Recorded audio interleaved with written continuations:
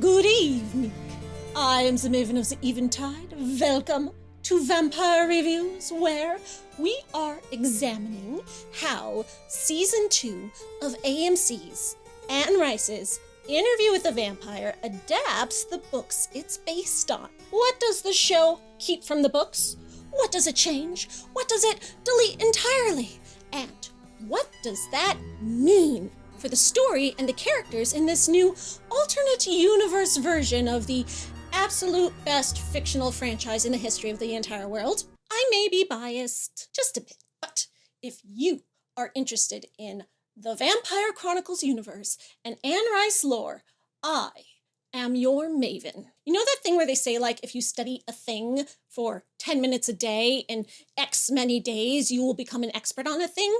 Well, at some point, several years ago, I decided the thing I was going to do that with was Anne Rice's Vampire Chronicles. I've been a fan of them since I was a wee 16-year-old Maven, but as of that decision, I went from fan to expert. So, like, you know, if the FBI ever needs an expert witness on Anne Rice's Vampire Chronicles, call me. One day, this extremely niche knowledge I've honed will pay off. I say, as I am using it to make a YouTube video for you as we speak. Cha-ching, paying off already. This video will make me tens of dollars. Thank you, neurodivergent hyperfixation. But enough about me. Let's talk about Louis. Yes, I have my steaming hot mug of officially licensed AMC brand Louis Mardi Gras French toast coffee. Breakfasty. If breakfast were a big bowl of turmoil and shame. He's so angry. Look at him. This is the face of everyone's soul before they have their coffee in the morning. Why Mardi Gras French toast? Since when is Louis the party guy? You know, between this and Lestat's dark yet fruity raspberry cream, I don't think the people who designed these coffees knew very much about the characters at all. But we're still going to drink it. Louis's toasted essence. Episode 9 is titled, Do You Know What It Means to Be Loved by Death? Which is a quote from the book out of the philosophical think-piece play that Louis and Claudia watch at the Théâtre des Vampires. If you've seen the 1994 Tom Cruise Brad Pitt movie, then you have already seen this play. And if you think this is something the show would ever dream of cutting out of its adaptation, then you don't know the show at all. I mean, it's been in every single trailer for the past 10 months, and there have been many trailers. I don't think I've ever seen a show promoted this hard. You'd have to be locked in a coffin, buried under 5 years worth of garbage to miss that this season was coming. They went all in on the Theater of the Vampires this season, despite how in the book, Louis and Claudia only go there once. The vampires at the theater are a hugely important part of the story, but the theater and the play itself are relatively minor. The show said, screw that, we're building the entire season around the nightly life and times of theater people and their art. And you can tell they had a lot of fun with it. Louis's narration opens the episode over cinematic shots of Paris, telling Daniel that it's hard to describe what Paris was like when he first got there because so many horrible things happened to him there later, that it's colored all his memories. If you've read the book or, seen the movie, you know what these horrible things are, just what Louis lost in Paris. And we get it. But for those coming to the show blind, this line sets up intrigue that will keep you hooked through the next 6 episodes. Also, it serves as an excuse for Armand to chime in with the narration, which Daniel lets slide this time, without cutting him off again. Paris was an awakening for Louis. Paris was a hunger. As Armand and Louis describe how great Paris is, Daniel's voice cuts in saying how much Paris sucks. And we find out it's because he has bad memories with his ex-wife there. And the voiceover devolves into amusing bickering. This is fitting with our memory is a monster theme. 3 people can see the same place in such different ways because of how their memories associated with the place affect the impression it left on them. Louis does say that he still has happy memories of Paris and spells out the metaphor for us, saying that Paris was healing after the war, just as he and Claudia were healing after their hard times. Just, in case you weren't able to pick up on that on your own. And some of his speech here is straight out of the book. He says, "I think the very name of Paris brought a rush of pleasure to me that was extraordinary. A relief so near to well-being that I was amazed, not only that I could feel it, but that I'd so nearly forgotten it. I wonder if you can understand what it meant. My expression can't convey it now, for what Paris means to me is very different from what it meant then, in those days, at that hour. But still, even now, to think of it, I feel something akin to that happiness. And I have more reason now than ever to say that happiness is not what I will ever know or will ever deserve to know. I am not so much in love with happiness, yet the name Paris makes me feel it. Mortal beauty often makes me ache, and mortal grandeur can fill me with that longing I felt so hopelessly in the Mediterranean Sea. But Paris drew me close to her heart, so I forgot myself entirely. Forgot the damned and questioning preternatural thing that doted on mortal skin and mortal clothing. Paris overwhelmed, enlightened, and rewarded more richly than any promise." He means the promise of finding other vampires, which he lets the pleasures of Paris pretty much help him get over wanting after years of disappointment. Since now Louis and Claudia are there in an economic depression, Claudia is frustrated by how she has to steal from twice as many people to get enough money to pay for the apartment they're renting.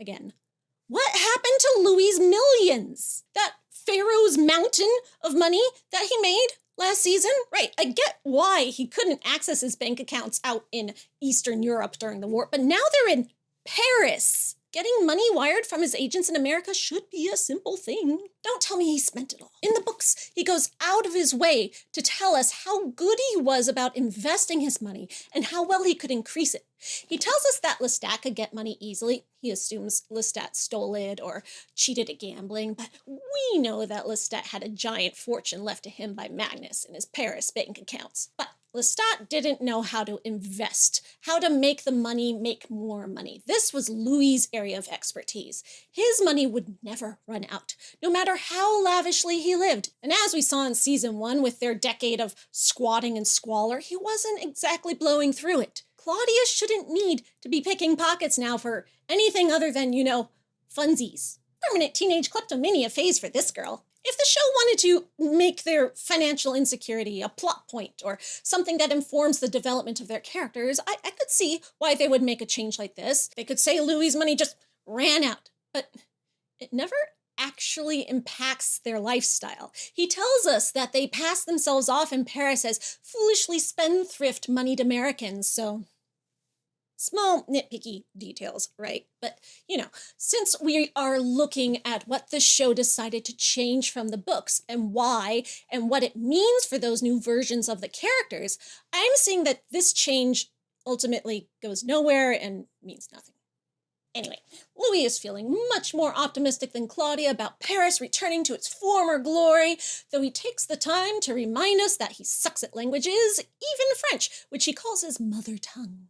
In the book, Louis was born in France, and his parents brought him over to Louisiana as a very young child, which is how he's Creole. Creole means the children of French immigrants who were born in America, but Louis came over at a young enough age that he still counts. And in the 17 and 1800s, when the book takes place, Louisiana was still a French-speaking colony. He grew up and lived his whole mortal life speaking French.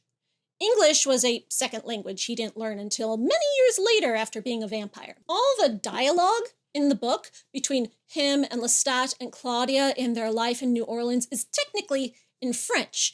And of course, all the dialogue he has with everyone in Paris is also in French too, even though he's telling it to Daniel in English. He's just translating it for him. And the only people we know he speaks English to at all are Daniel and Morgan. But in the show, Louis is English-speaking American, born and raised. Because he's Creole, we know that means he did have a great-great-grandparent who immigrated from France to Louisiana at some point. So Louis here calling French his mother tongue, even though it's a second language to him, is hearkening back to his ancestors on his white side. Louis and Claudia are having this conversation while sitting on one of the golden Pegasus statues at the Port Alexander III Bridge. The masonry plinths these statues are on top of are 56 feet high. How did they get up there? Jump? Scale the stones like a rock climbing wall? I want to see. In the book, Louis would not have been able to get up there at this point, much less Claudia. There's a scene later on in the book where Armand tells Louis to climb the stones of a tower, and Louis' like, what? I can't do that! But he's been rejecting his vampire powers for so long that he doesn't know his own strength. And when Armand pushes him, Louis realizes he actually can do that. But he is still repulsed by this unnaturalness in himself. Any part of being a vampire that reminds him of how separate he is from humans just really upsets him. Doesn't like to think about it. Here, Louis is just hanging out on this 56-foot tall statue for no reason at all other than the aesthetic, I guess. Gone are his fears and his repulsion of his vampire nature. He is fully embracing his powers and using them to the furthest extent he can for entirely insignificant reasons. The only useful thing shown about them being up on top of the statue is that they can tell where the rolling blackouts are hitting the city so that they know where it will be easier to hunt. But they could have easily done that someplace else where they didn't have to jump or scale 56 feet above a river. But hey, I have never been against doing something for the aesthetic. Besides it just being a cool-looking shot, the show also uses it as a way to remind us that they are vampires and do have powers to do something like this. I just wish we actually got to see them doing it, you know?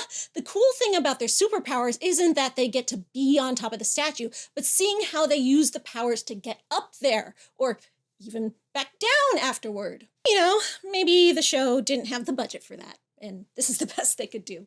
As the shot pulls back, we see two new vampires spying on Louis and Claudia.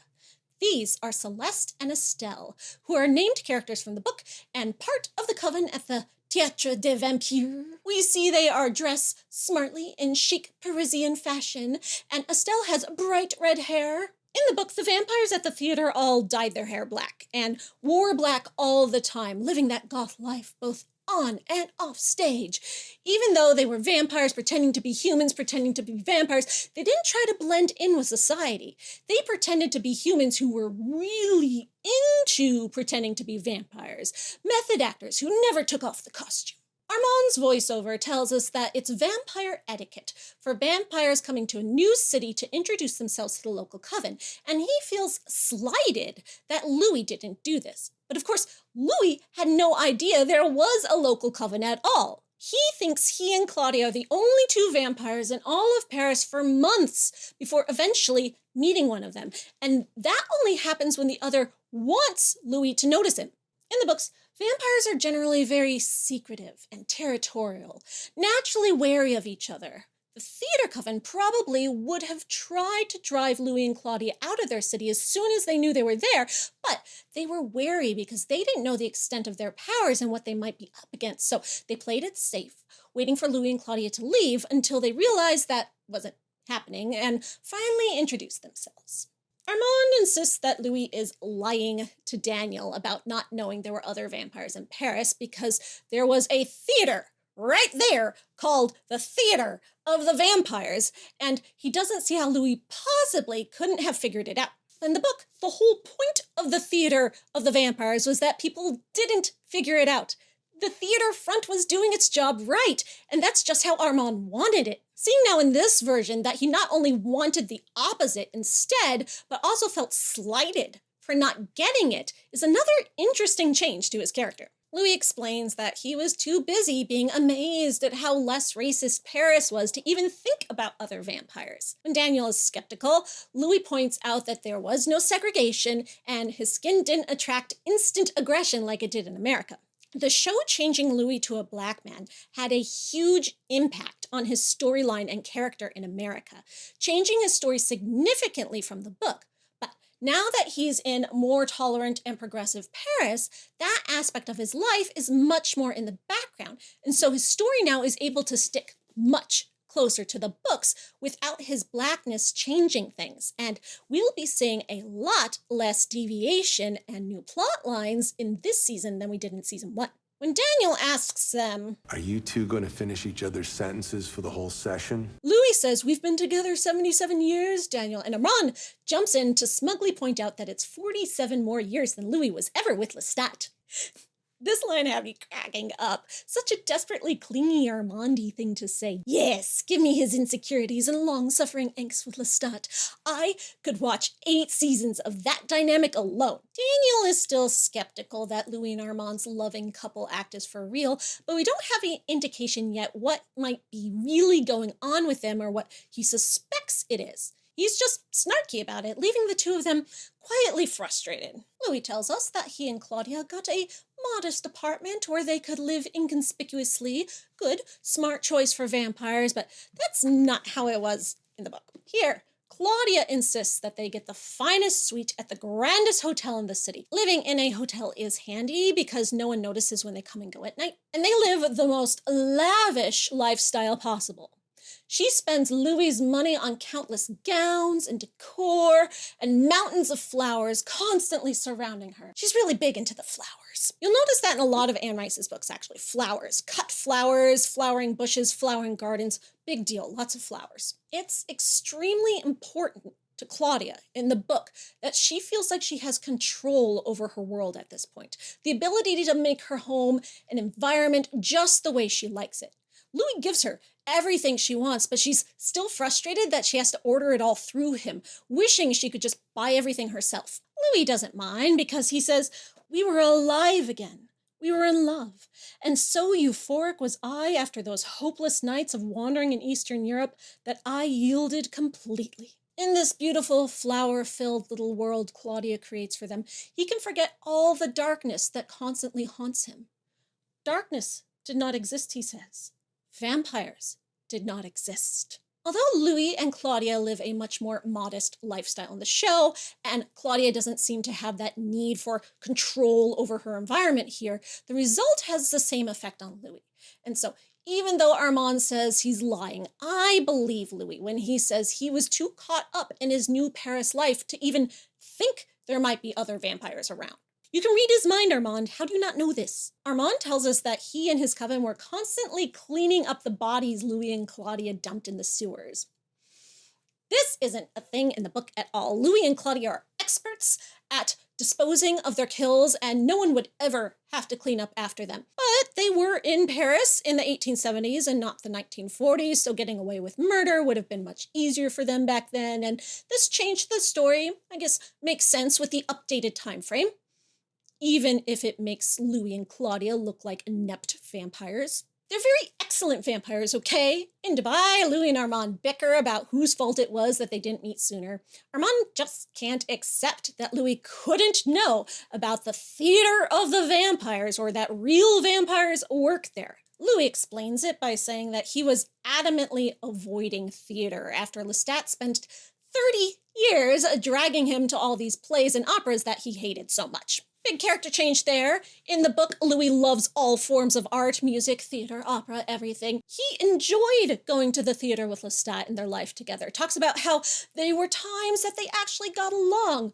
So much so that Lestat was the one who got weird about it when Louis showed too much affection for him. But this Louis has a chip on his shoulder against theater and opera because when he went with Lestat, he always had to pretend to be his valet because of segregation and how no one would accept a black man being the equal companion of a white man. And apparently, Lestat didn't ever end up handling this well with him, as Louis is still bitter about it decades later. But this Louis is still connected to the arts. Now, he's into photography, of making a record, of moments in his life that he can keep forever. He's capturing the human perspective of time. Because unlike most vampires in the world, Louis loves humanity. In the book, this is the thing that most connects him and Lestat. They are both two vampires who absolutely love humanity, who long to be part of it, where most other vampires just see humans as food with no sense of connection to them. As we saw in season 1, the show does not let Lestat keep the significant part of his personality, and now he's just like the other vampires who sneer at mortals as the inferior species, at least from Louis' point of view. Maybe Louis is wrong about him, but Louis still finds a way to review humans through his photography. This is a cool way to update how he expresses himself for the new era the show is set in. He calls it a hobby, which Armand immediately derides. Vampires with hobbies? Insanity! Scoff! Excuse you, Armand. You direct little plays that you put on in your theater and go out Vespa joyriding. You have hobbies too. Louis' main hobbies in the books are reading and art collecting. Are you saying that those are insanity too? When just last night you were on your iPad excited about selling art? In the books, Armand loves all forms of art, but he's also fascinated by changing technology. So he would have found Louis' photography and film development super interesting. By the 1970s and 80s, he's got a million hobbies and countless collections of things. He's got to have his little gremlin fingers and absolutely everything. I could see why, back when Armand was still living with the Coven, he might be against hobbies, as the Coven was very much about, we live to kill and that is the only meaning of vampires. Except Armand found those Coven vampires tedious and simple, and Louis, with all his passion for art and life and deep philosophies, saved Armand from centuries of ennui. But in the show, he says Louis' philosophical talk is just something to endure, and Armand is not trapped and miserable, surrounded by idiots. He is very much into his theater and running his Coven, as we will see. So I don't get why he's got to turn up his nose at Louis living his best life too. We watch Louis use baguette crumbs to lure pigeons to his balcony so he can eat them. In the book, he was only eating humans by this point. He gave up the meaninglessness of trying to live off animals way back when he first adopted Claudia. The whole trying to live off animals thing is ancient history for him by the time he gets to Paris. But in the show, he's stuck with it.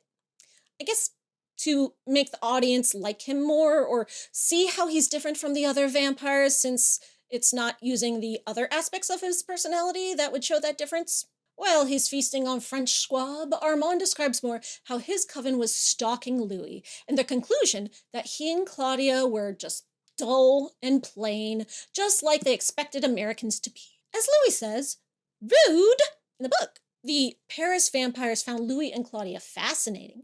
It blew their minds that a vampire could cross the ocean. No one had ever done that before, except Lestat, of course, obviously. But Armand is the only one left in Paris who knew Lestat, and he never talks about him. The whole stalking thing is accurate. When Louis first talks to the vampires at the theater, he's shocked how they already know, the layout of his home and details about how he lives. But in the show, apparently all the theater vampires are just self-important snobs who assume they're superior to the Americans, with no sense of wonder about Louis and Claudia at all. Louis says his photography helps him get through the nights, takes his mind off things. What things, Louis? The horror of being a murderer? In the book, that was his constant struggle, the pain of knowing he was evil, but we're not seeing him dealing with those feelings in the show now. Despite his pigeon eating, all that emo anguish over killing people doesn't seem to be weighing on him at all. So what does that leave? Lestat? Is it Lestat, Louis?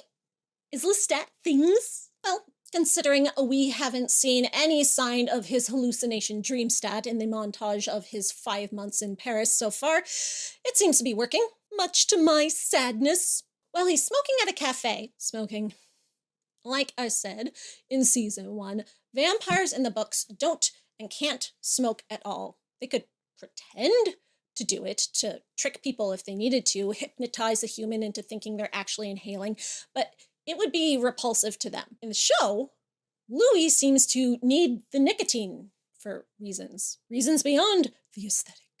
And Claudia too now. She's all grown up and smoking just like a big girl vampire. Anyway, she asks him, "Who are you, Louis? What do you want? How you gonna get there?" And he can't answer her. This is setting up Louis' journey for the season. He needs to find out just who he is and what he needs. Imagine that. Actually being someone and wanting something. This is true to Louis in the books. who was so apathetic and depressed that he doesn't really feel desire for much of anything, and makes the focus of his existence keeping Claudia happy, because what else is he gonna do? In the show, he is already a more interesting protagonist by having goals and interests outside of Claudia, but he's still stuck on that ultimate question. Aside from taking care of her, which he feels obligated to do out of guilt, and also love, of course, but mostly guilt, what does Louis even want out of life as a whole at all? In the book, the whole reason he wants to find other vampires is because he wants someone who can be the companion he feels Lestat never was for him. A vampire buddy who knows the answers to all his deep philosophical questions about the meaning of life, and someone who reveres the beauty of the world in the same profound way he does, which he always thought Lestat was too simple to be able to do. But this Louis doesn't know that about himself yet. Daniel interrupts the story to say, She had a point. Paris sucks. which comes out of complete nowhere, since she wasn't talking about Paris at all, but instead giving Louis permission to search for meaning in his own life without having to constantly hover over her and make sure she's okay. And she thinks the liveliness of Paris is what Louis needs to finally figure that out. But yeah, Daniel's got a huge grudge against Paris because he had relationship problems there with his first wife, Alice. Memory is a monster, and his memories are coloring his interpretation of Claudia's diary. Louis pulls these memories out of Daniel's head in a way that feels violating to Daniel, as a way to assert dominance over him and regain control of the interview, while Armand looks on quietly. Back into Claudia's diary, she reveals that she also didn't know what she needs, but she's feeling joyless and depressed and doesn't want to burden Louis with that. In the book, Louis says, "She was quiet now for hours. No talk of finding other vampires, but something was wrong. It was not the old serenity, the pensiveness that was recollection. There was a brooding there, a smoldering dissatisfaction. And though it would vanish from her eyes when I would call to her or answer her, anger seemed to settle very near the surface." But as Claudia is walking through the rainy streets, she stops at a shop and realizes what she needs is a new dress. And not just a little girl dress, but a sexy grown-up lady dress. When she peeks in the window, she sees the dressmaker at work. This is Madeline! In the book, Madeline wasn't a dressmaker, but a doll maker, which was hugely significant to the themes of the story. All her life, Claudia had been treated like a doll, and by this time she's disgusted and frustrated with it. She's taken to dressing in adult things made for her size, and says that when people see her walking in the streets, they think she's an adult little person, not a child. And one night, when she visits Madeline's baby doll shop, she asks her if she could make her a lady doll instead.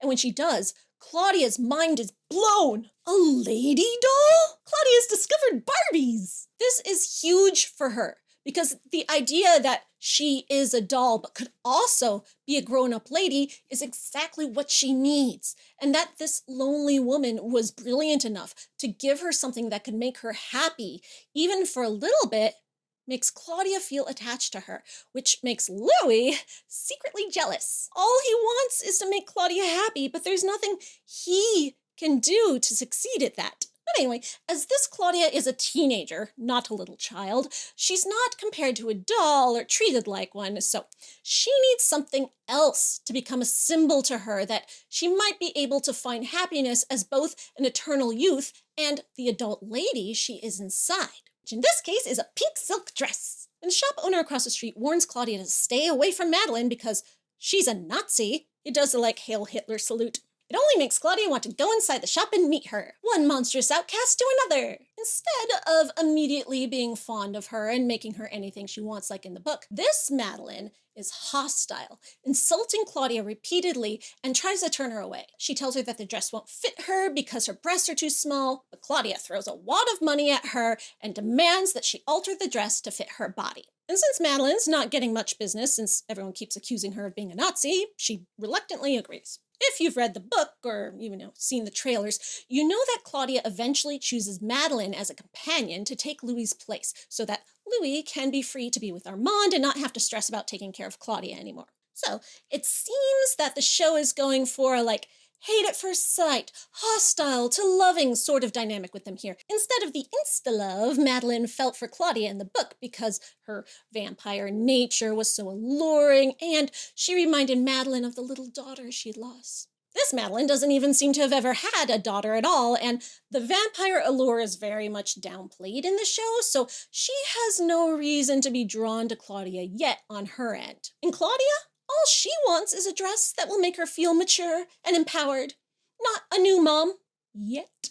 Back in Dubai, real Rashid brings Daniel a stack of photographs from Louis' years in Paris, and he gives Daniel a pair of white gloves, just like fake Rashid gave Daniel in season 1 to handle Claudia's delicate diaries. But it seems the writers got the memo from the audience that you're actually not supposed to wear gloves when handling historical documents for various reasons. So Daniel, extremely condescendingly, tells this to real Rashid. It comes off as pretty cringe, considering that, 5 days ago, he went along with the gloves without a peep. It's clearly not something that the show wants us to think he just found out. Otherwise, he'd be like, actually, I looked it up and you're not supposed to. No, of course not.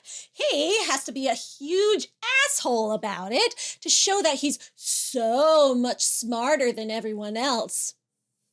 It reads like the show is saying, you said that we did something wrong, but we actually already knew that. Really? See? There are better ways to correct stuff like this. Real Rashid ignores him completely, only asking Daniel to just please call him Rashid, which, of course, Daniel ignores. As Daniel looks through the photos, sans gloves, Armand pops off a quip about how photos don't lie, but they also don't tell you a thorough story. Much like you and Louis are doing right now, Armand? That's what Daniel thinks, at least, right? Yet, surprisingly, Daniel doesn't comment on this, only asks who all the hot guys in the photos are. Louis calls them his and Armand's friends, read fuck buddies, and Armand says that some of them are still out there alive in the world somewhere, but most are dead, and some he just drained for sport while Louis abstained and sucked on his pigeons, I guess. Hooking up with random guys and sharing them either as lovers or as meals is absolutely not something Louis and Armand did in the books. It is similar, though, to the way Armand and Daniel were when they were a couple in the 1980s. But that's because men and women were always just falling in love with Armand. But vampires in the books don't have sex, so he would bring them back for Daniel to have sex with them for him while he watched. Armand's just such a weird little guy. Louis never wants to let anyone see him hunt and kill. It's an extremely private experience for him. He's ashamed of how turned on he gets by killing, as all vampires do. To him, it would be like getting caught masturbating. And he's basically mortified at the idea of being witnessed in such a state of lust, even by the person he's in a relationship with. He doesn't like anyone admiring the vampire in him at all. Instant turnoff. He always wanted to be as human as he possibly could. Also, Louis absolutely cannot stand seeing the people he kills as persons. He won't look at them or listen to them talk or let himself know anything about them. This is why he can't hunt evildoers like Lestat does. He has to be completely indiscriminate and never think of his victims as a person. Otherwise, he can't do it. This is actually how he met Daniel in the book. At the bar, Daniel asked him what he did for a living. Vampire. I vampire for a living. And so Daniel was immediately safe from becoming Louis' victim. At least until the end of the interview when he pissed off Louis enough to attack. Yeah. Anyway, Louis bringing young men home for fun and blood is a change the show made that goes right along with how it has diminished Louis' angst over his vampire nature. In the book, Louis doesn't become a vampire because he's interested in power at all. But this Louis, who's black and struggling with power dynamics all his life, feels empowered by his vampire nature. Aside from the killing people part, he embraces his powers and other inhuman things about it, not at all repulsed by them. I don't blame him. Being a vampire would indeed be extremely cool. And yeah, that's how most vampires in this universe think, right? That's what Daniel thought in the first interview. The fact that Louis felt the opposite way in the book was what set him apart from the run-of-the-mill vampires. What made him so alluring to Armand? What made Lestat adore him, even while it also frustrated him? But this Louis doesn't struggle with that at all. Daniel asks to hear the story of how Louis and Armand met. He calls it a meet cute. A meet cute is a popular trope from romance novels and movies where the couple first meets by some kind of adorable kerfluffle. Like they bump into each other and one of them drops their books all over the floor and the other one bends down and helps pick them up. Or they're riding the subway and all of a sudden the train jerks and one of them trips and falls in the other's lap. That sort of thing. In the book, have you guys started a drinking game yet? Take a shot every time I say in the book. I guess you could kind of call it a meet cute. After months of hiding their presence from Louis, one of the vampires from the theater, Santiago, appears one night dressed in the same exact clothes as Louis and mirroring his every action, like an obnoxious kid on the playground who repeats everything you say. Louis is at first amazed to meet him, but then quickly gets pissed off and calls Santiago a buffoon, which makes him flip out and he attacks. But just then Armand swoops in and rescues Louis, sending Santiago running. It's never revealed in the book if Armand set all this up on purpose as a way to meet Louis, a deliberately orchestrated meet cute. I mean, I wouldn't put it past him. He is that kind of conniving gremlin. Then he couldn't have known Louis would call Santiago a buffoon and get him to attack, so it could just be that Armand was wearily stalking Santiago as he stalked Louis and then only made himself known because he had to. He gives Louis a card inviting him and Claudia to the Theater of the Vampires to meet the Coven, and then he disappears into the night. Louis is instantly in love. In the show, we see Louis walking through this certain park in Paris where gay men on the down low would go to find hookups. Louis says he went there often looking for love, which both he and Armand agree he has a history of chasing the wrong kind of. He doesn't say if he ever hooked up with anyone, and Daniel mocks him for looking for love at a public park, but really? Louis just told you it was the only place where gay men could go to find each other. Armand tells us that he simply lost patience with waiting for Louis to come introduce himself to the Coven. He's sure that Louis must know there were vampires in Paris and was deliberately avoiding them just to be a bitch. Not because, I don't know, maybe he was scared of exposing himself to 15 strange vampires who Lestat warned him would be vicious. That is, if he even knew they were there at all, which he didn't. Armand says that he had been holding back his Coven from Louis. Holding them back from what? Attacking? And you're wondering why he avoided you? He tells us that he wanted to go up to Louis and make him understand how rogue vampires were dealt with in Paris. Well, that's threatening. And Louis tells us that he sensed Armand's ancient power. Again, that word, ancient. It does not mean what you think it means. And he thought Armand was going to kill him. But then, all Armand does is walk up to Louis, hand him his card, and invite him to the theater, telling him he is most welcome there. Then turns around and walks away. Okay.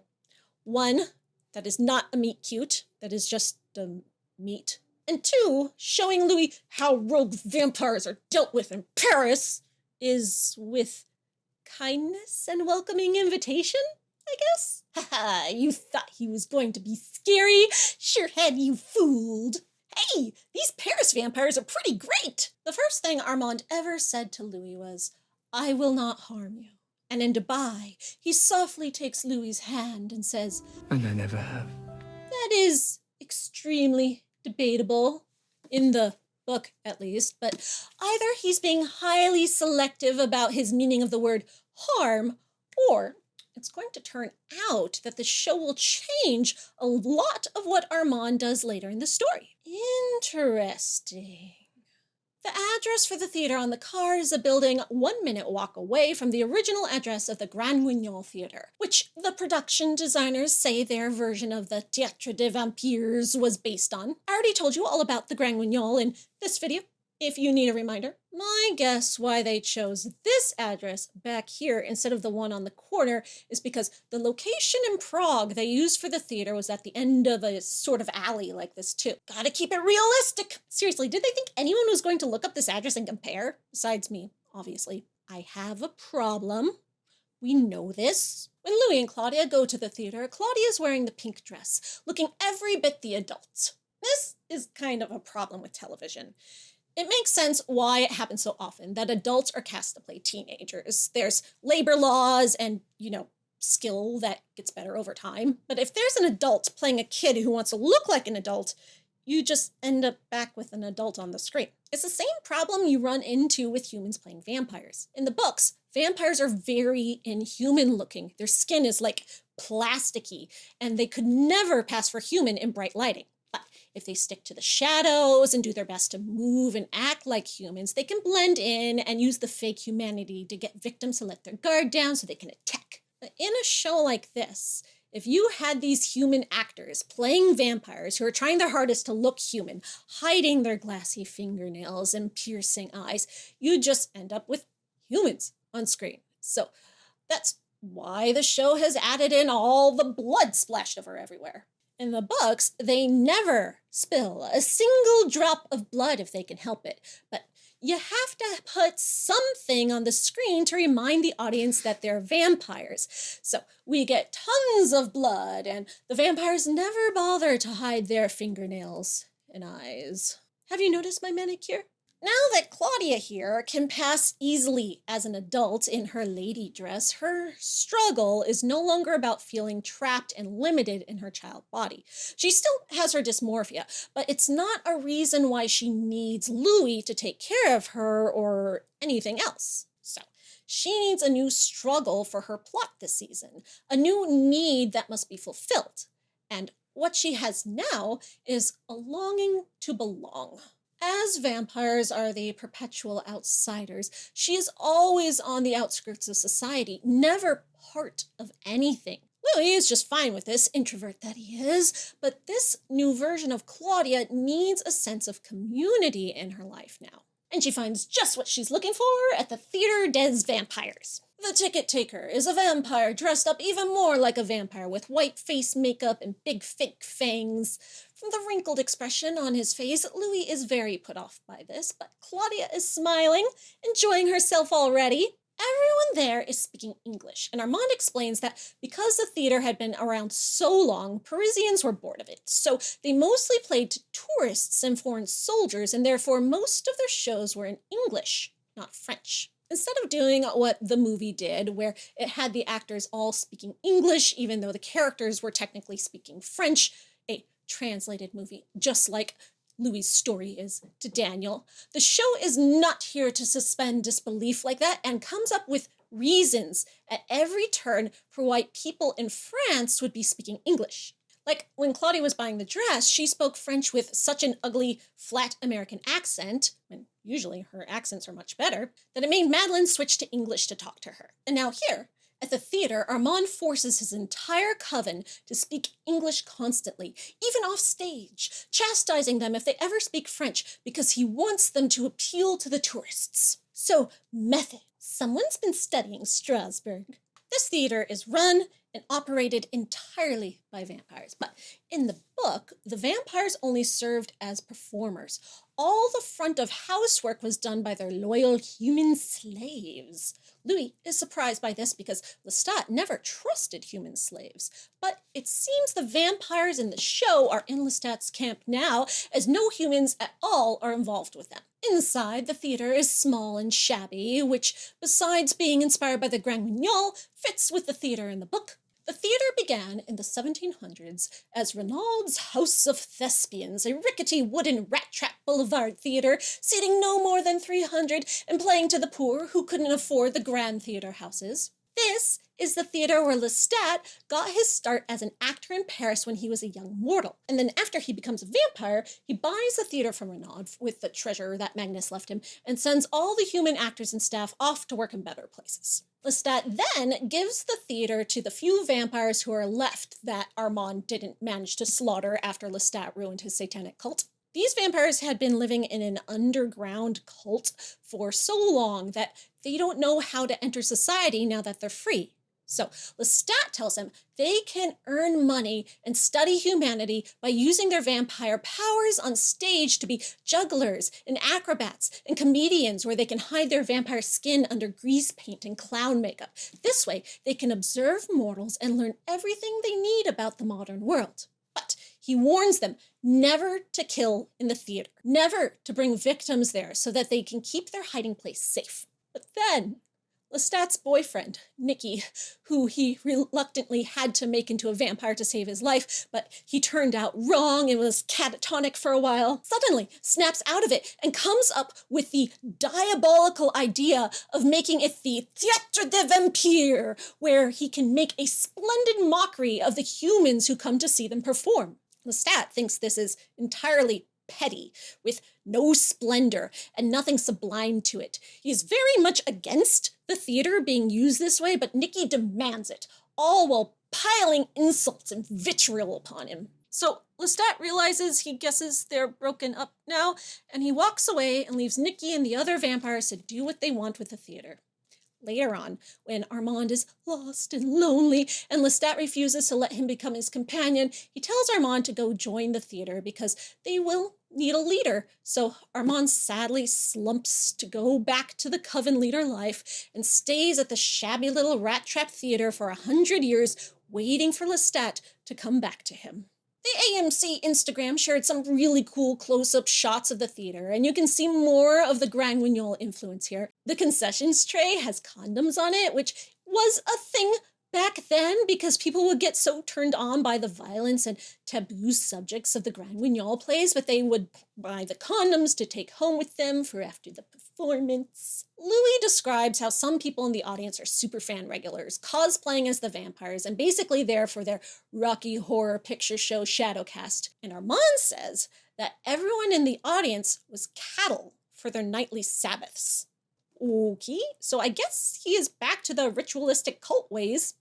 In the book, Armand is barely involved with the theater at all. He lives there with the other vampires and is their leader, kinda, but he doesn't like the plays, thinks they're petty and without splendor, just like Lestat did, so he doesn't involve himself in them at all, usually. The one night Louis comes to the theater in the book, Armand interrupts the play, coming on stage in an unprecedented moment just to get Louis' attention. But in the show, Armand is very much involved in the plays. He is the director of every show and impresario of the theater as a whole, taking pride in the aesthetic he invents for his shows, though he does stay up in the balcony while the actors and musicians do their thing. As the show begins, Santiago emerges as an MC character, introducing the audience to the concept of them being vampires, leaning so far into the vampire shtick that the audience can't do anything but assume it's all fake.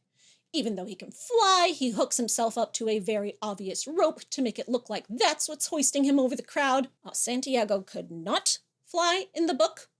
Neither could Armand. No one at the theater could.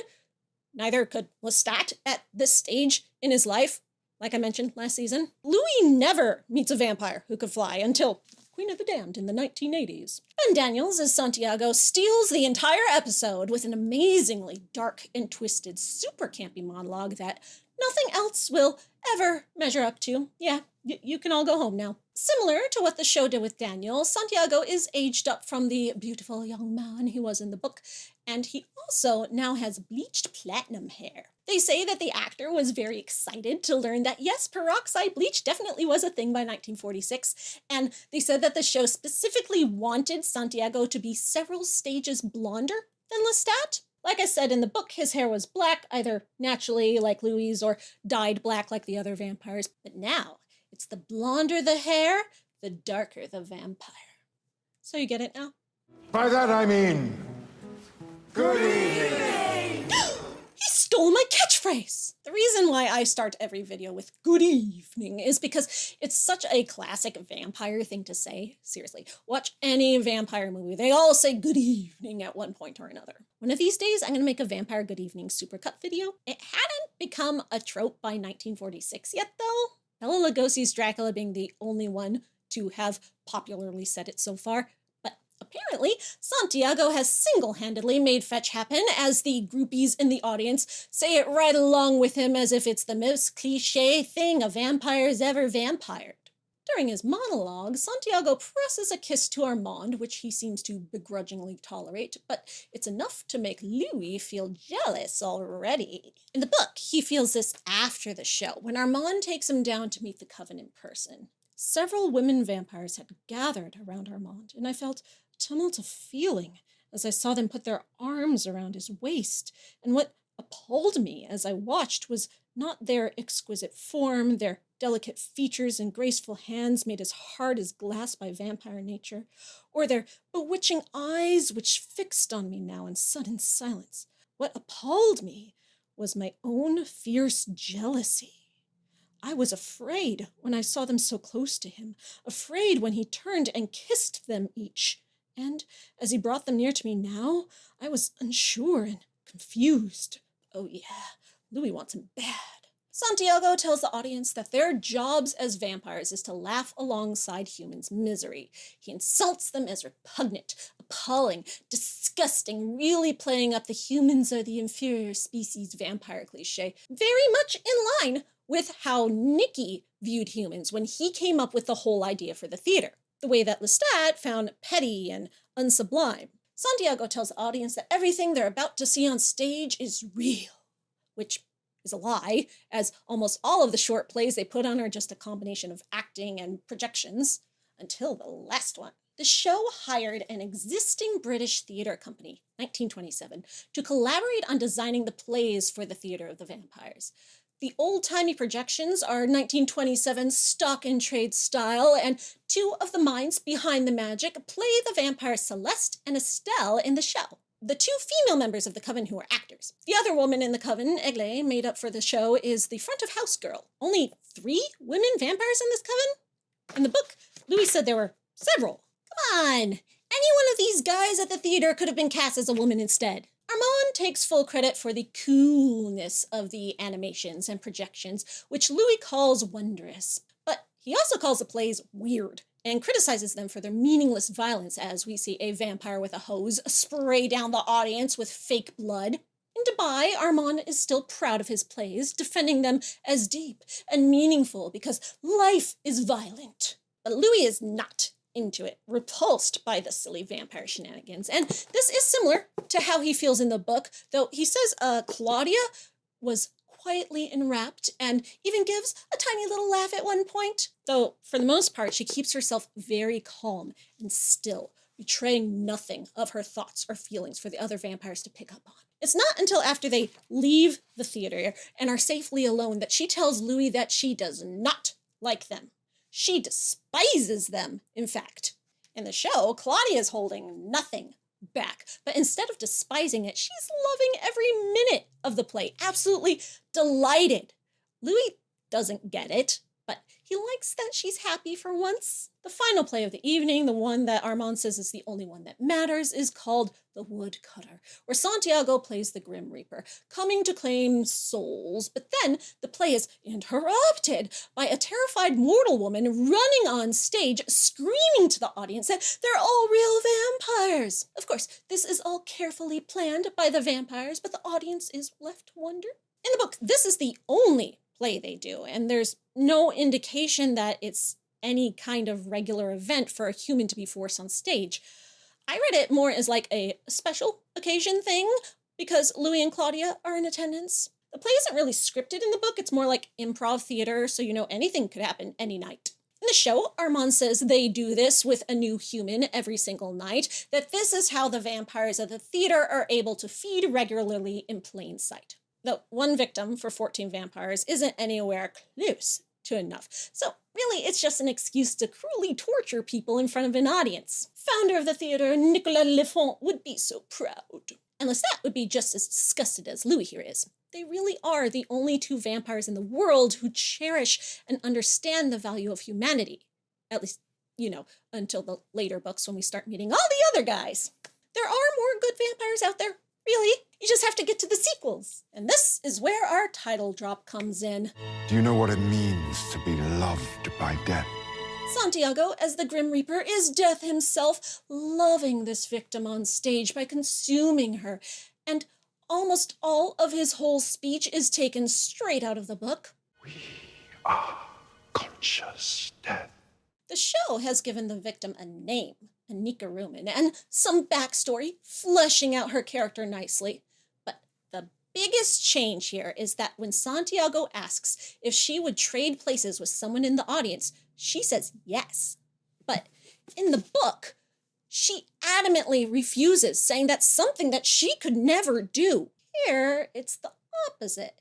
And Santiago uses this as a life lesson to tell the audience that any other person around you, no matter how good they may seem, will give you up in a wink. A nihilistic and cynical view of humanity that this new Anika reinforces. I suppose the show had to change her from being a good person who would never sacrifice someone else for herself in order to make the theater vampires look justified in their cruelty. Not sure why, though. It's not like anyone thinks they're actually justified, or that these vampires need to support some false sense of morality to get by. They are all gleefully sadistic. No tortured souls here at all. After a bit more terror, Santiago puts Anika under a hypnotic spell that gets her to allow him to bite her willingly, whispering to her, "No pain." No pain. Now, in the book, he doesn't do this. He's in the middle of monologuing at her when Armand interrupts the play, startling him and making Santiago back off so that he can take the terrified victim himself. He is the one who puts the soothing spell on her, whispering, "No pain," so that he can drink her blood as a display for Louis. This turns Louis on in a way he has to fight desperately to control. And yep, hook, line, and sinker, Armand has caught himself a new American boyfriend. In the show, Armand stays out of it this time, and Santiago does the whole thing himself. Diva that he is. And as he drinks from her, we see that Louis is looking aroused by it, similar to how he was when Armand did it in the book. The scene ends with all of the vampires of the Coven suddenly emerging from the dark, dressed like escaped hospital patients, and they lunge on Anika. In the book, they're already just like standing around on the stage, and Armand just passes her off to them. So the show's version is much more impactful and exciting, a jump scare moment to end the play on a huge flourish. Because also, the hypnosis has worn off, and instead of being peacefully devoured like she is in the book, she goes down screaming in horror. Louis is back to being super turned off, but Claudia is here for it. Standing ovation. She is in heaven. Santiago winks at Louis from the stage, which confuses him. And when he looks up at Armand in the balcony, he's watching him too, but Louis looks uncertain. No heart eyes for him here yet. Now, in the book, Louis and Armand go off alone after the play and have this really long, deep philosophical talk that rocks the foundations of Louis' entire world. But the show skips over that part. It also cuts out the part where Armand keeps a young human boy named Denny in a cage as a pet that he feeds off sometimes. And like a good host, he generously offers Louis a little Denny nibble. Oh, don't worry. Denny's totally into it. The cage is for his own protection, you see, from the other vampires. Armand adores him, tells Denny, "I'm your slave." None of that is in the show. As we cut to Armand leading Louis and Claudia down to the basement dressing room to meet everyone, he tells them the Coven has been in Paris since the reign of Charlemagne. That was in the 700s. Yeah, that is much older than the Paris Coven was in the book, and Armand definitely hasn't been there that long. He's from the Renaissance. When the Christian cult he was part of, the Children of Satan, sent him up from Italy to take over the Paris Coven, it had already been there for a while, but not that long. As Armand introduces the Coven to Louis and Claudia, all the other vampires call him maître, the French word for master. They did not do this in the book at all. There, Armand wasn't really an official leader. He was just the oldest vampire around, the one who'd been there since the theater's founding with Nikki, and so they all just thought of him as a leader without him ever having to declare it. By the time Louis and Claudia come to the theater, all the original vampires are long gone, and Armand is the only one left, with a crop of much younger ones. As far as he knows, all the rest are dead by now, and at 400, he is the oldest vampire left in the world.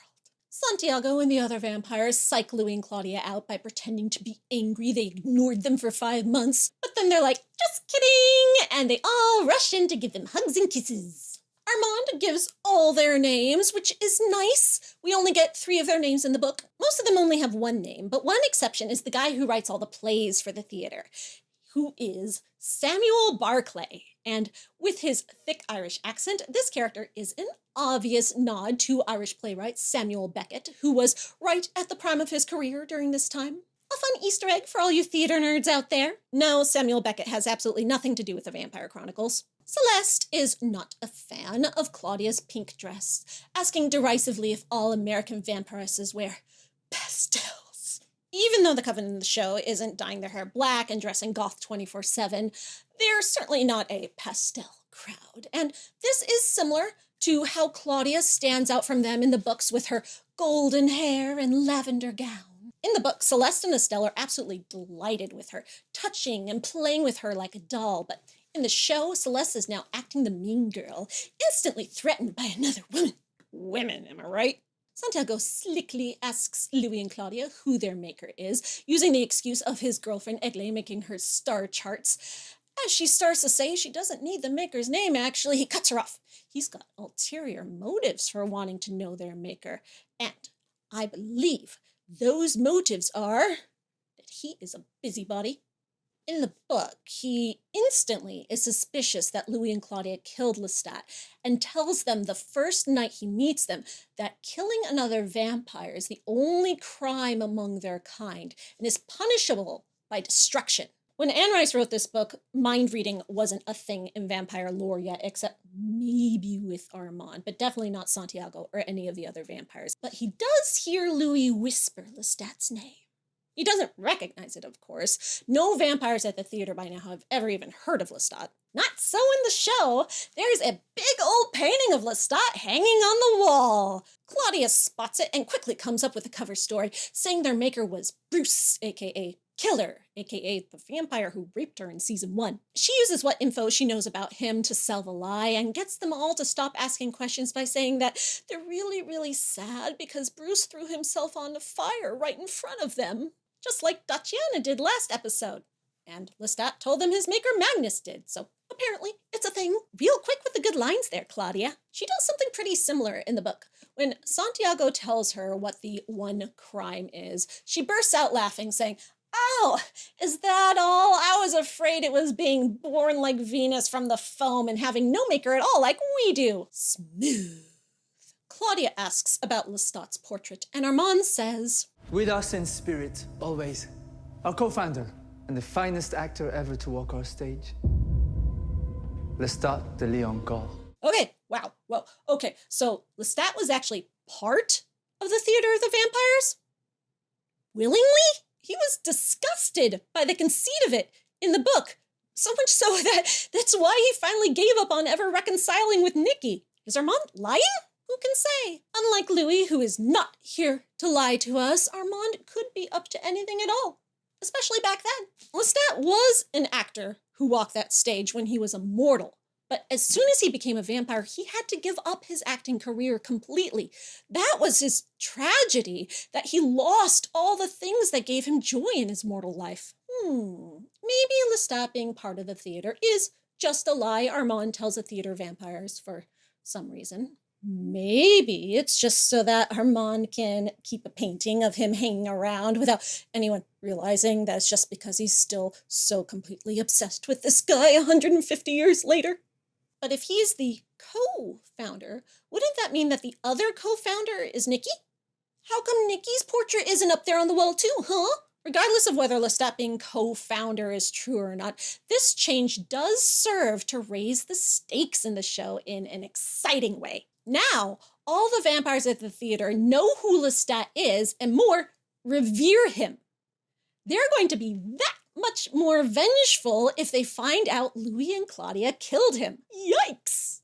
Daniel cuts off the interview here to mock the story for this surprise twist as if it's a soppy telenovela. He even turns on some background music and starts talking in a parody of a Spanish accent about soap opera cliches. Armand tries to explain that the vampire community is so small that they always cross paths eventually. And dude, Daniel knew from season 1 that Lestat had come from Paris. How would he think this wasn't the very coven Lestat had been part of when he was there? Nope. For him, it's just too far-fetched and ridiculous, and he has to make fun of their story for being silly and contrived, and yeah, I'm cringing. Because this feels like the show thought Anne Rice's writing was too silly and contrived, so they had to point it out and make fun of it as a way to justify using these plot points, because otherwise the audience would look down on them. But it's not random.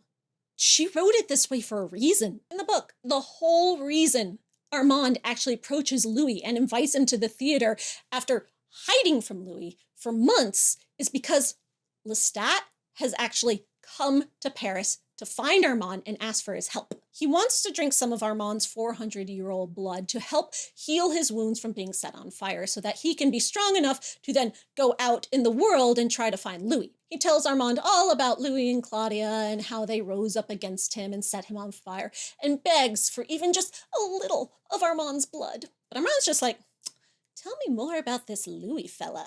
So Lestat starts going on about how amazing Louis is, and Armand's like, hot X, you say? Then he blows Lestat's mind by telling him that Louis has actually been seen around in Paris, but instead of helping Lestat, giving him blood and reuniting them, Armand takes Lestat prisoner, locks him in a basement, and starves him for months while he goes out to meet Louis for himself and steal Lestat's man. Armand's upset, you see, that after waiting for 100 years for Lestat to come back to him, Lestat just shows up and asks for his blood, then says that he'll leave Paris right away. Lestat has no clue that Armand still wants him. And Armand's way of coping with this crushing disappointment is to go after Louis instead, as being with him would be the closest thing he could get to being with Lestat. Yeah, it's because of Lestat that Armand even looked twice at Louis in the first place. Louis never knew about any of this until Lestat writes his own book after Louis', and he reads it there, long after he and Armand are already broken up. So it makes sense why he doesn't say any of this to Daniel and Dubai. And of course, since Lestat hasn't written his book yet, Armand's not about to admit any of it either. If the show is still going to keep that part of the story true to the book, Season 3! Armand's sheer unending obsession with Lestat and their twisted relationships is one of my absolute favorite parts of the Vampire Chronicles. The character work is just so good, and I cannot wait to see it depicted in Season 3. Light your candles and pray to the TV renewal gods. It is some of the best stuff that Anne Rice has ever written, so to hear Daniel mocking it so disrespectfully now feels a bit, yeah. But then, the real surprise comes. Not only did Armand know Lestat before Louis did, like in the books, but Louis says Armand was briefly with Lestat. Like, they were a couple. And Daniel just finds this so hilarious that they both have had sex with the same guy. This is, wow. If Armand is telling the truth, this is a big change from the books. In the book, Lestat did feel love for Armand and was attracted to him because, like, I mean, who wouldn't be? But he was also afraid of him and repulsed by his sheer alien inhumanness. He knew that if he let himself be with Armand, Armand would consume him and drive out all the humanity in himself that Lestat cherished. He also knew that Armand would purposefully drive away any of Lestat's other companions so that he could have Lestat all for himself. Now, no matter what he felt for Armand, Lestat wasn't going to touch that crazy with a 10-foot pole, and he rejected Armand and left Paris right away before he could let Armand's huge Puss in Boots eyes hook him in and drag him down into oblivion. Armand tells Daniel that Lestat tasted like vermouth and annihilation. Wow, still down so bad for him, I see. Love that centuries of pining. Feed it to me with a spoon. Daniel keeps laughing about it, so Armand brushes it off by saying he also had sex with Santiago, Celeste, Estelle, and even had a threesome with the father-son pair of vampires in the Coven. They're theater people. Don't you know how slutty theater people are?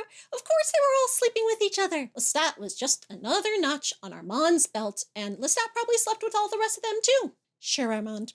Whatever helps you sleep at night. Back in the story, Louis is freaking out with Claudia about the Coven learning the truth about Lestat, but she feels confident in her lie about Bruce being their maker and determined to stick to the story. Even though they can all read each other's minds, none of the theater vampires picked up on Lestat from their thoughts. Whew! That's a relief, because in the book, Santiago got it like that. Louis wants to run far in the other direction, but Claudia only wants to go back to the theater and make friends, saying she feels pride in being a vampire with them because they all love being vampires. Unlike Louis, who just wants to worship humans with his photographs. You know who else loved being a vampire, Claudia? Your dad? But you killed him. Very different from the book where Claudia despised the vampires at the theater and was afraid of them, instantly knowing she was in danger. Louis was the one who wanted to go back because he was all Twitter-pated over Armand, and Claudia was the one trying to talk him out of it. In the show, it's flipped around, and now it's Louis insisting that the theater is not safe. But Claudia points out that it's 14 vampires being led by a man with skin darker than Louis'. This is so amazing to her after her experiences as a black girl in America that she just has to go back for more. Plus, she can also totally tell that Louis has the hots for Armand, and when she tells him that Armand feels the same toward him, that gets Louis to stop objecting. But now, Louis needs some closure on Lestat. So he goes to Lestat's Paris lawyer, the one who would wire all the money to America, and asks if there's been any word from Lestat in the last 6 years. The lawyer says no, and thinks Lestat's dead, though he can't declare him legally dead for a few more years, but he does give Louis this box Lestat left for him for just such an occasion. In it is a bunch of money and if you're reading this, I'm already dead letter that Lestat wrote for him many years ago. It was clearly written before things went sour in the marriage because it's full of nothing but love and sweetness that tugs at Louis' heart. Lestat's super fancy handwriting here is straight out of the books too. He says, I can write with a quill pen and a flurry of curlicues you wouldn't believe, and I don't spill a drop of ink on the parchment either. I believe you, Lestat. I believe everything you say. As he's reading it, his hallucination of Lestat appears to take over the narration to him, so we get to hear it in his voice and see the expressions Louis imagines he would have had while saying such adoring words. In the first episode, Dreamstat was wearing the clothes he died in, still covered in blood with a gaping wound on his neck. Now, he's all cleaned up with a fabulous blowout, and he's wearing the clothes he had on in season 1 the night he went to dinner at Louis' house, then brought him home, and they had sex for the first time. You know, that night. The letter just fills Louis with more guilt than ever, as Lestat begs him not to waste his life trying to get revenge on whoever killed him. And poor Louis is just sitting there anguishing in the irony that the killer was him. Daniel cuts in again, asking if Louis loved Lestat so much, does that make Armand just a rebound? Armand chastises him for finding humor in Louis' pain, but Louis is pissed off enough to push into Daniel's thoughts again and pulls out one of Daniel's most painful memories of his ex-wife. This triggers Daniel's Parkinson's tremors to get worse, as well as a buried memory of Armand to emerge. In this memory, Armand is facing him, calmly telling Daniel about bad things he did as a child. Of course, we are all thinking the same thing. This has to be a memory from the first interview after Armand saved his life, as he claimed at the end of season 1. But why is he saying these things to Daniel? So mysterious. Daniel is so shaken by this that he loses all of his sarcastic edge, leaving him humbled and frightened and on the edge of tears. Louis feels triumphant, rubs it in further, saying that they have the power to psychically find Daniel's ex-wife out there in the world now and hear her thoughts and find out what she thinks of him now. Okay, this is a very powerful psychic thing for a vampire to do. In the books, ancient vampires like Marius have this power to find people and hear their thoughts across thousands of miles, but Armand and Louis especially aren't anywhere close to this level of vampire powers. Perhaps they're just bluffing with Daniel, but either way, the show is using this moment as a way to set up that this power exists. It's a surprise tool that will help us later. Momentarily broken, Daniel admits defeat and lets them get on with the story. A month has passed, and Claudia has gone to the theater every single night, becoming one of the groupies. Louis went with her sometimes, but says he fell asleep once, which put him on the Diva Santiago's bad list. Well, it's not calling him a buffoon, but it's something, I guess. All of her fangirl devotion has earned Claudia the privilege to go out on a hunt with the Coven, which they do on their Vespas. They drive until the fuel runs out, building up their thirst. Louis tells us that when you hunt in a pack, you take on a collective hunger. This is not a thing in the books, but an interesting addition here. I'm very curious to see what this is set up for. After an extended motorcycle montage that's got to be a nod to the Lost Boys, and Louis reciting some poetry, Armand brings them to a mansion and tells the Coven that the family there were war profiteers, real bad guys who deserve to die. So it seems the Coven likes the evildoers? They definitely didn't care about that in the book. Or maybe it's only Armand who cares about that? At least is acting like he cares about that as a way to win over Louis? None of the Coven question it, though, and they gleefully frolic into the mansion to wreak some mass carnage. Meanwhile, Louis stays back with Armand, and they flirt awkwardly. This is supposed to be them beginning to fall in love, but during this supposedly sweet, romantic, meaningful scene, the whole time, the background is filled with slapstick horror humor, people getting their heads ripped off, vampires jumping and screaming, and Louis and Armand are both so desensitized to this that they don't even notice it. It's definitely saying something about the vampire detachment, which is part of their nature in the books, but vampires in the universe of the books never kill this way. They are stealthy and elegant and don't let any blood go to waste. These vampires are acting like cheap horror movie ghouls. For comedy. It definitely serves the purpose of making Armand look good and elegant by comparison, though, and Louis is lapping it up. Well, they chat and smoke. Armand compliments Claudia's vampireness, but says it's a shame her body isn't equal to her mind. Louis defensively says she can handle it, and yeah, she does. She was able to go off and be on her own for 10 whole years before. She's frustrated with her lack of boobs, sure, but she's old enough to pass for an adult when she puts on a pretty dress and fend for herself in the world. The things that hold her back and put her in danger are being a woman who is black. Nothing to do with her body's age now. Armand tells Louis that he needs to work harder on blocking his thoughts because he felt Louis react to the name Lestat. Who? Louis, very poorly, tries to play it off, but Armand warns him that, well, he doesn't care about his past with Lestat. Really, he doesn't. Not at all. He swears. Some of the Coven would be volatile if they figured out Louis was lying to them. So he offers to help Louis improve his vampire powers and get better at shielding his mind, which excites Louis, not just because he'll get to be a more powerful vampire, but it's an excuse to spend more time with Armand. Humbled, Louis says, "Yes, master." But Armand tells him only the Coven calls him that, and Louis should just call him Armand. When the vampires emerge from the murder mansion, Claudia's gushing, saying she loves it all and never wants to live without a Coven again. She is the happiest she's ever been. This gets a smile from Louis, but as they drive away and the mansion burns down behind them, which no one turns around to look at because they are too cool for that, we see the conflicting emotions cross Louis's face. He has a lot to think about now. And as the screen fades to black, we hear a woman screaming in terror before a jaunty French song plays over the credits. Oh, vampires, just trying to live their best lives amid an unending sea of horror. They are truly terrifying monsters, but they're also people too.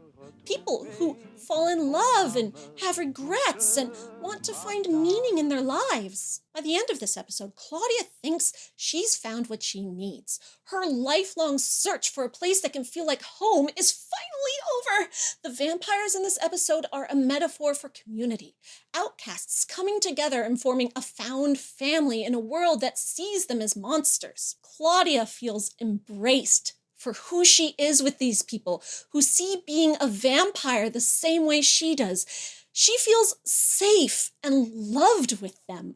In the book, it was entirely the opposite. She felt the theater vampires were nothing like her.